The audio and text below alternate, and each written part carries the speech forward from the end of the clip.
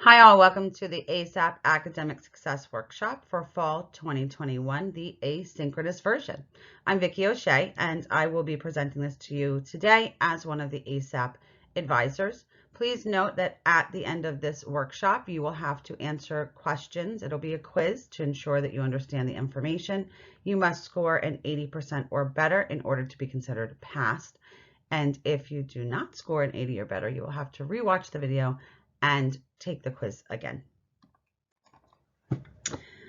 Without further ado, let's get moving on to the workshop. So why are you here? This is a big question that people have been asking. Why do I have to do this? Well, you're not being punished. That's not what this is about.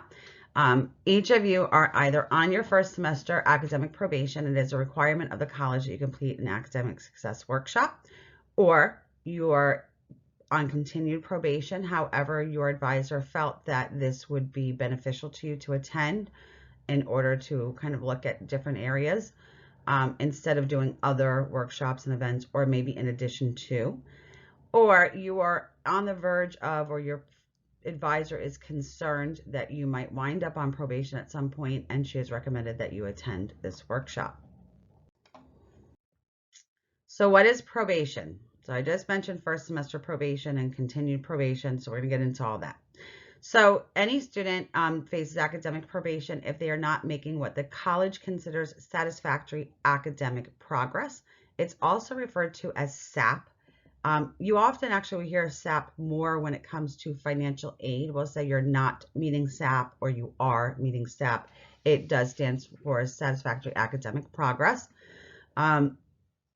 Within the college, they set certain parameters. So if a student has attempted 0 to 12.5 credits, their minimum GPA needs to be 1.50. If they've attempted 13 to 24 credits, it needs to be at a 1.75. And if they've attempted 25 or more credits, the GPA must be a 2.0 or higher.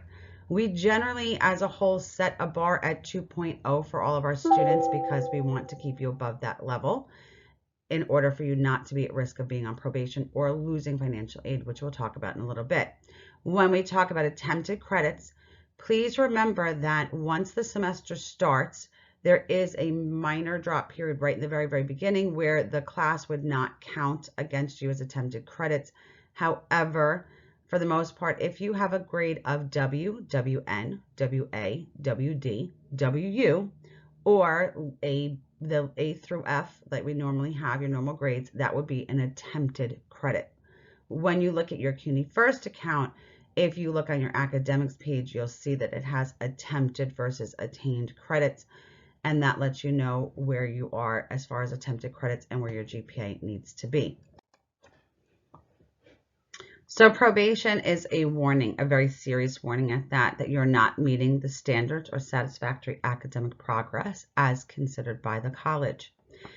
If you attain at least a 2.0 for this semester, for the classes you're taking this semester, and that brings your cumulative GPA, that's your overall GPA, to a 2.0 or higher, then you will be considered in good academic standing. You've returned, awesome, great job, we're on the right track.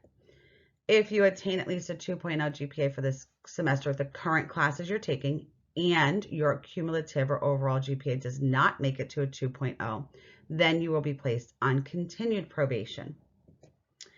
And if you do not attain a 2.0 for the current classes you're taking for this semester, you will be dismissed from the college. You will have to sit out for at least a semester. We'll talk about that a little bit more later because there are also some other factors like appeals that go into that. Going on to the next slide. So students are like, all right, so I'm not doing great. What's the big deal? Well, it is a big deal. So a low GPA affects more than your academic standing. You might lose financial aid, including your student loans, which we kind of talked about in the last slide. If you're dismissed for QCC, remember I said you can't attend for at least one semester. And then there's also an appeal that can be filed. We'll talk about that in a little bit. Appeals filed and approved. That would be the only way that you would be able to not sit out. To return after dismissal, like I said, you have to file a readmit application, and you might be required to file an appeal as well. For graduation purposes, this is a big one.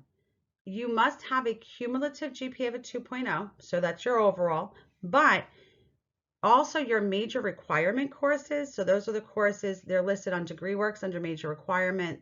They're also listed on the QCC website. If you look at your degree on there, it has major requirement courses. Those courses have to be at a 2.0 GPA as well in order to graduate. And I have had a couple of students that might have had overall a 2.0 or higher, but those major requirement courses were not quite at a 2.0. So they were ineligible to graduate and they had to return to repeat things. Lastly, if you are going to transfer to another college, whether you're graduating and transferring, or you just decide that you didn't do good here and you just want to go somewhere else, well, from the day that you start taking classes, you are now a transfer student. You must apply as one, no matter where you go. And 90% of colleges, 95% of colleges will not accept you if your GPA is below 2.0. Most colleges will make you sit out for 1 semester to wait. Some colleges, like LaGuardia Community College, where I used to work, actually makes you sit out for a year. So that can really affect you as well. And that being said, you know, this all has a really big effect on you when it comes to going to school. So this 2.0 I keep mentioning, what's that all about? So we have a grade scale in calculating your GPA. Numeric grades for classes are transferred into letter grades as follows: 90 to 100 is an A, 80 to 90 a B, 70 to 80 a C, 60 to 70 a D, and below a 60 is equal to an F. In those, just so you're aware, there's no A pluses in college. So you have an A or an A minus, and F, once it's an F, there's no F plus or F minus. It's just an F. So when looking at your grading scale, professors can kind of play with it a little bit to determine if you're gonna get a plus or a minus. This is where participation points can really help out. So that's kind of an important note for you, that they can kind of play with that. And if you are participating well, you might be able to bump your grade up just a little bit.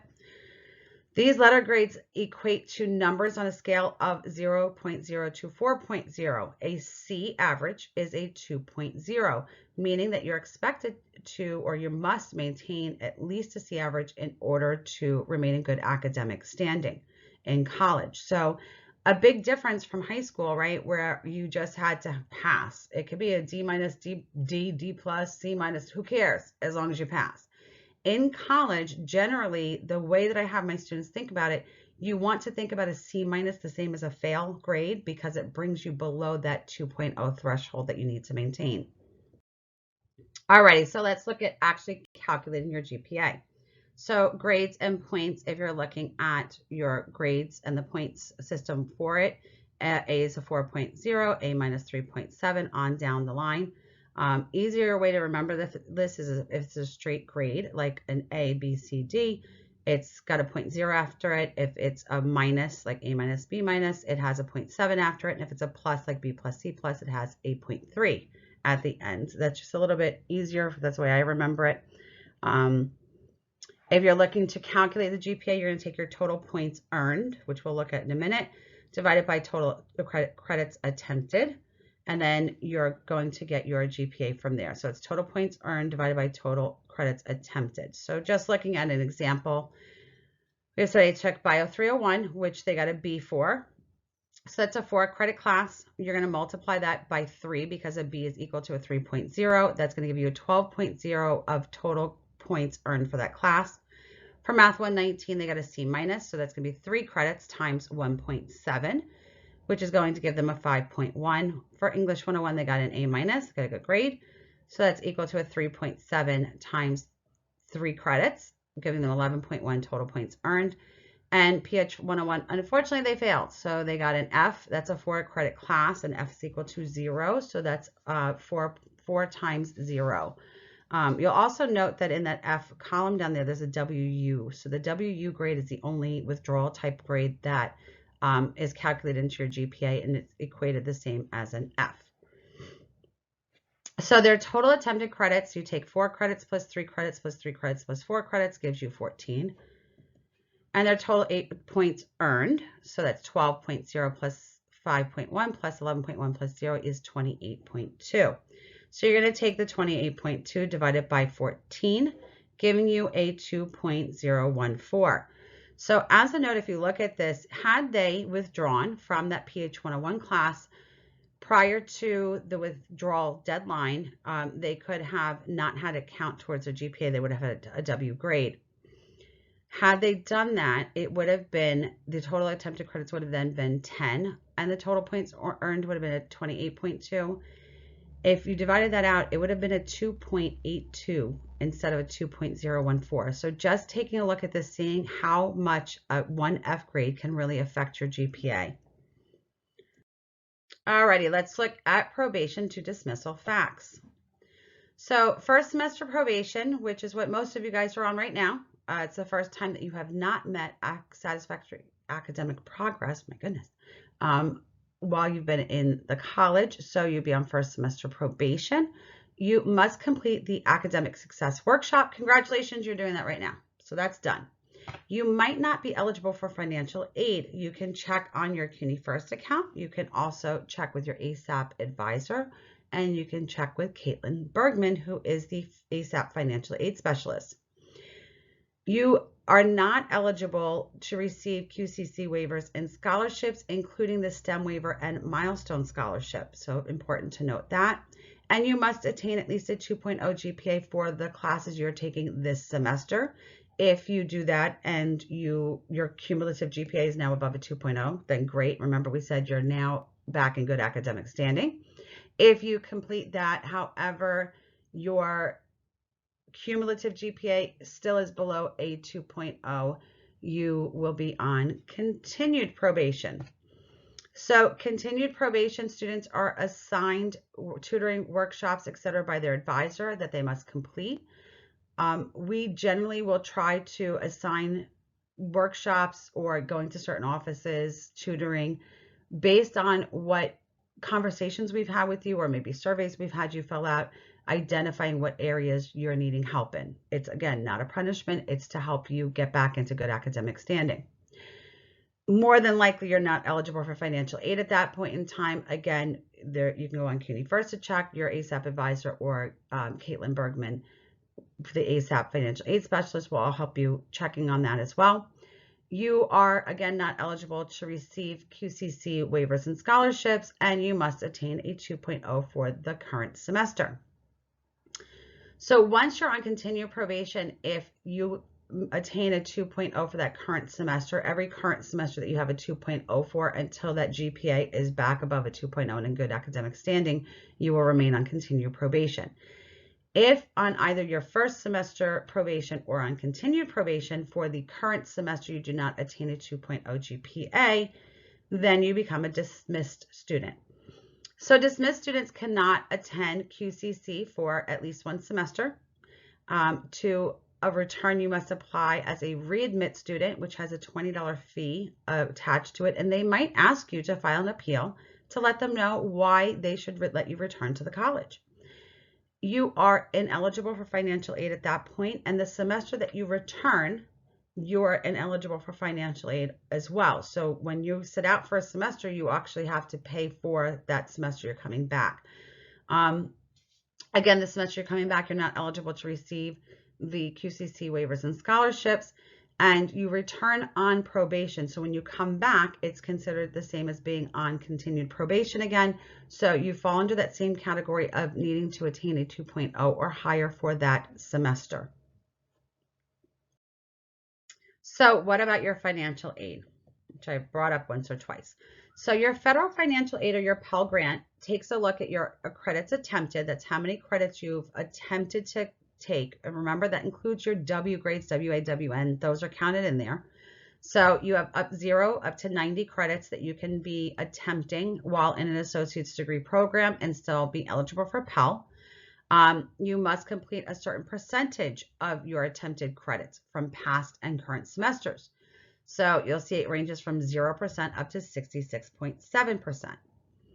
Minimum GPA needed is anywhere from a 1.5 to a 2.0. That is also based on how many credits attempted.